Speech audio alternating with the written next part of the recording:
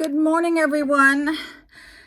It seems the older I get, the longer it takes for me to get ready, and that sucks, right? So let's talk about the test I had at the hospital, the angiogram, topography on the CAT scan. Let me show you how the day went. Okay. My granddaughter showed up on time, and we went in and we sat in the waiting room. We were called into this little office, and the lady said, "Oh, you haven't been approved by Medicare." I go, "What? I have Medicare A, B, D, and G, and you're telling me, you're just now telling me this?" Now, keep in mind, I've had about 7 major operations in the last 9 years. My ducks are always in a row. Everything is done before I get there. And I was just appalled. I'm going, why do I have all this insurance? She goes, I'll try to get to the end of this. And you go and find something to do, because it was 6 a.m. And she goes, well, I'll try to get a hold of your doctor, see what we can do. So my granddaughter and I went out to the car, and I was really cold. This was last week, because the weather here is like changing like crazy. So I was like freezing. So she turned on her seat warmers, and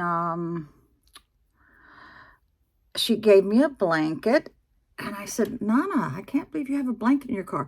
Well, Nanny, you helped me raise me, and you always told me to keep water, a blanket, jumper cables. Well, I'm glad that I got a compliment from her, which was very nice. So, then I'm like trying to take a little nap, a rest, or whatever.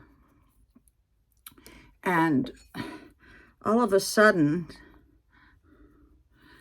I get a phone call, and it's from her. It's from the lady inside, and she got the codes changed so then they can give me the test.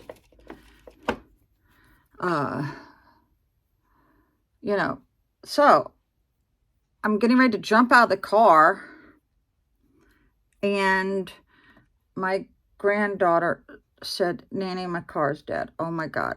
Now she keeps jumper cables in there. And I said, oh my God, we are now stuck here, because she's completely boxed in by all the cars. I watched this lady walk out with her daughter, and she happened to be parked right next to us.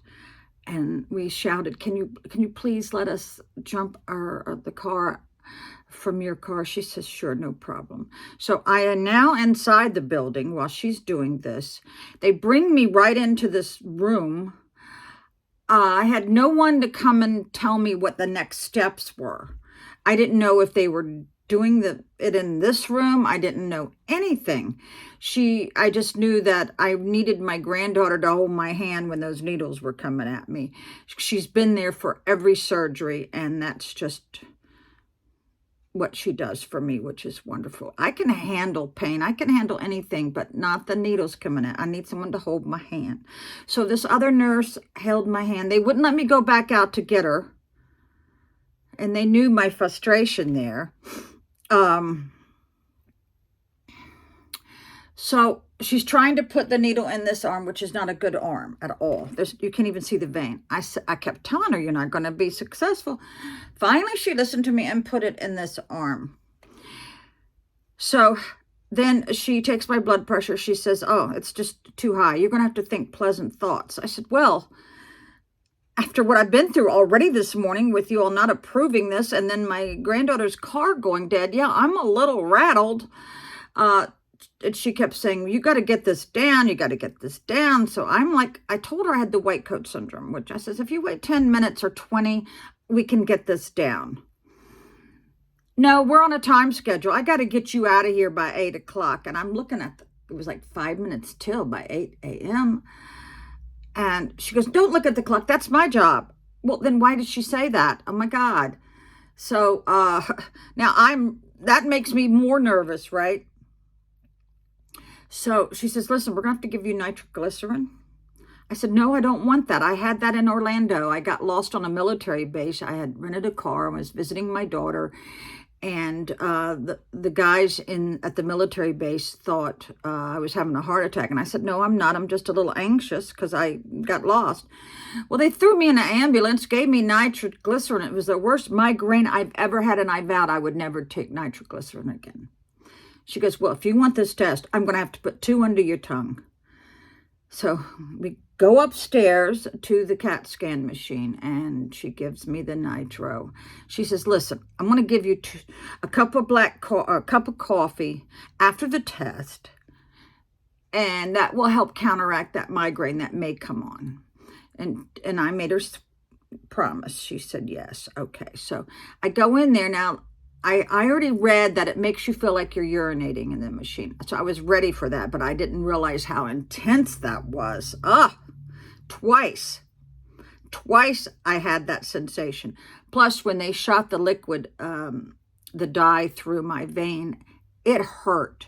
I mean, I went, and I don't know if they heard me inside the machine, but I went, because it did hurt. I've had that same sensation when I get really bad poison ivy. They have to give me that shot, and it's the same hot sensation. So I came out of there. She gave me my 2 cups of black coffee. Boy, was I grateful. And I drank it fast, and I didn't get a migraine. Thank you, Lord. Okay. So I just got the results the other day. I have no blockages, which is great. All right. I have no blockages. And let's see, what else? That's great news, isn't it? But I get in trouble for this sometimes, but I diagnosed myself. I already know what it is now.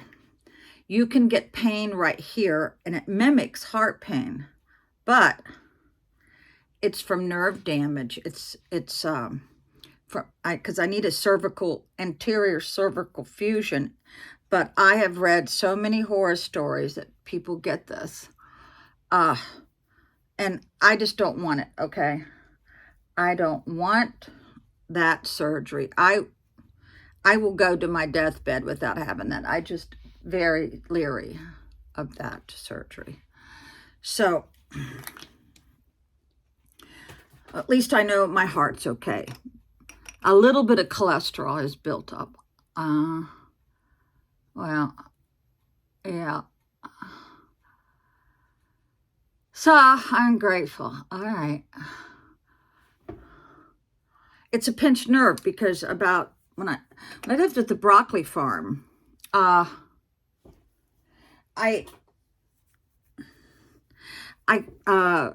stacked 2 cords of firewood by myself in one afternoon, and I guess 2 weeks later, I was having heart pains. I realized. I went to the hospital. They gave me Dilaudid, morphine. Nothing touched the pain. Finally, they came back the next day and they go, we think you have a pinched nerve. Well, they were right, because that's exactly what I had. And the pinched nerve is from the degenerative disc disease. It's just compressing my nerves because you have nerves coming down your spine, down your arm. And I think what is wrong with me is that it's just exasperated by me working in the yard, which I love, and I'm not going to give that up. It's mimicking a heart attack, and that's what's wrong with me. So at least I know what's going on. So that's that. So we will go into another video for another subject. So thanks for everybody who was wishing me well on that.